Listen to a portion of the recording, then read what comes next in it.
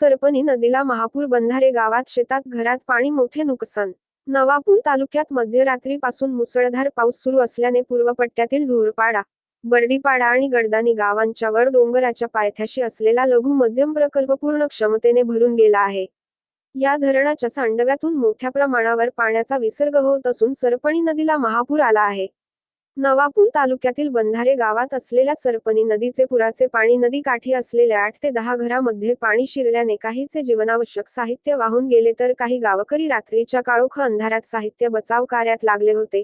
तसेच महापूरमुळे अनेक शेतात पाणी वाहत असल्याने शेतातील उभ्या पिकाचे, जीवनावश्यक वस्तूचे मोठ्या प्रमाणात नुकसान झाले असून शेतकरी हवालदिल झाले आहेत.